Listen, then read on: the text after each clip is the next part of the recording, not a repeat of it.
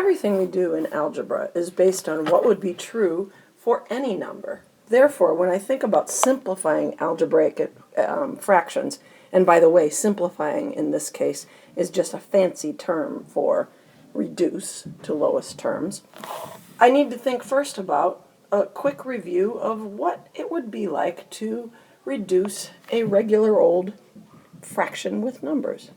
So let's start with the example 42 over 56. We did this in class, and several of you remembered that in order to reduce fractions, we divide the top and the bottom by the same number. Most often, kids say divided by 7. This leaves 6, and this leaves 8. It's important to note that 6/8 is still not simplified because they still have a common factor of 2, making this 3/4. Well, another way to think about this, and in fact, one thing that's important to understand what you're doing, I think a lot of kids remember that this is how we do it, but not very many know why it is that we do this.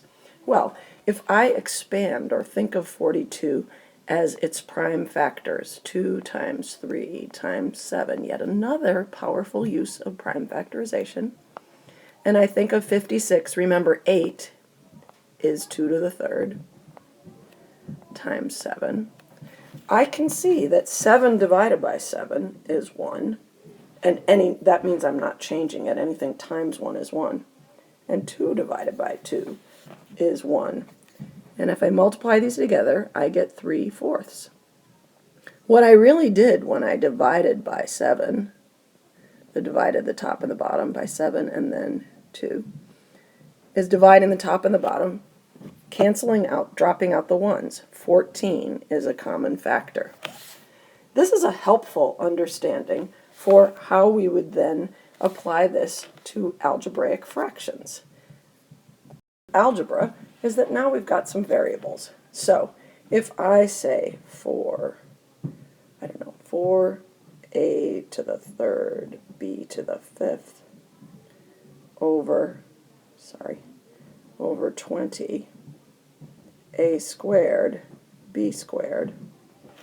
Again, I could do my expanded, as Mr. Walsh used to say, open the accordion. 4 is 2 times 2. A to the third is a times a times a. And b to the fifth, oh my, we might run out of room. b, 2, 3, 4, 5. And then the bottom, 20 in prime factors is 2 times 2 times 5 times, and then there's 2 a's. A to the second is a times a. B to the second is b times b. Just like we did with the numbers, we can drop out the 1. In other words, anything divided by itself is 1. So I can take that out, I can take that out, I can take this out, and I can take this out. And what's left on the top? By the way, when everything cancels on the top of the numbers, that means there's 1. We can include the 1 or not. For now, just to be simple, because I want to remind you that 2 divided by 2 is 1. 2 divided by 2 is 1. Sometimes kids think it's 0. It's not. It's 1. And then the number of a's I have an a on the top, and b to the third on the bottom. On the top, and on the bottom I have 5. So let's look at what that really is. I'm saying 4/20 is really, when it reduces, 1/5. And if I have 3 a's on the top and 2 on the bottom, 2 of them are going to cancel out, leaving 1 on the top. If I have 5 b's on the top and 2 on the bottom, 2 are going to cancel on the bottom and remain 3. I'm going to do another example before we look at what is perhaps a really wonderful shortcut for doing these. Let's say 12 x to the third y squared. Actually, let's make this x to the fifth over 18 x squared y to the fourth. Again, if I open the accordion, 12 is 2 times 2 times 3. X to the fifth is 1, 2, 3, 4, 5. Y to the second is 1, 2. And then I've got 18, which is 2 times 3 times 3 times x times y, 2, 3, 4.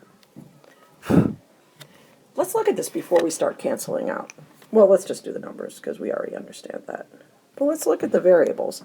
Clearly, there are more x's on the top. So when I do the canceling, there will be some x's left on the top. Similarly, there are more y's on the bottom. So when I do the canceling, there will be y's left on the bottom. So I cancel, cancel, cancel, cancel.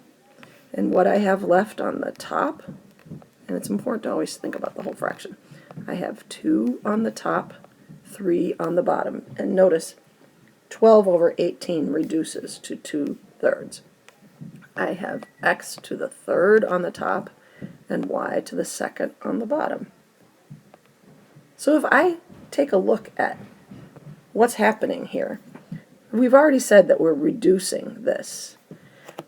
A really wonderful shortcut is just to notice that if I have 5 x's on the top and 2 on the bottom, 2 are going to cancel out, leaving 3 on the top. In other words, I'm subtracting the exponents, and they go in the place. It ends up on the top because there were more of them here.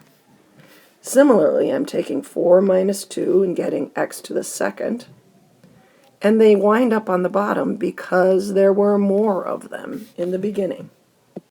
To reduce algebraic fractions, first thing you want to do is, well, actually, let's just talk about the shortcut, because you could write it out in expanded form and then cancel.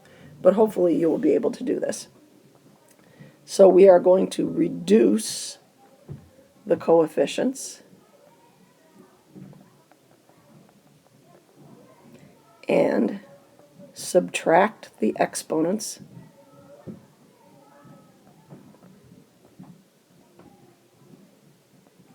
of the common bases. That just means same letters.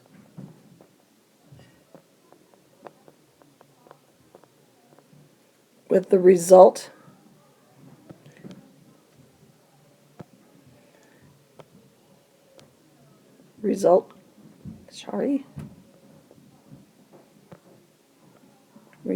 goes in the part of a fraction that where the exponent was bigger to begin with.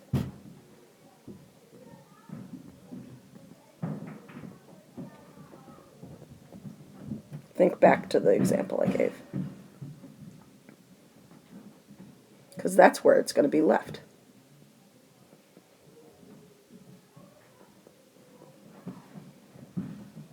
The one kind of example that I want to show you is what happens when there are positive and negatives. Okay, if I say negative, I don't know, 60 over positive 45, I know that a negative divided by a positive is a negative, and when you're making a fraction negative, it goes out front. And that gives me, the biggest number that goes into both of these is 15. 15 goes into here 4 times and 3 times. So the answer here would be negative 4/3. If it started out as negative 60 over negative 45, then it would be positive 4/3. And I don't need a negative sign. If it started out as the same thing here, 60 over negative 45, a positive divided by a negative is a negative. So just keep in mind, we're still using the same rules for dividing positive and negative numbers.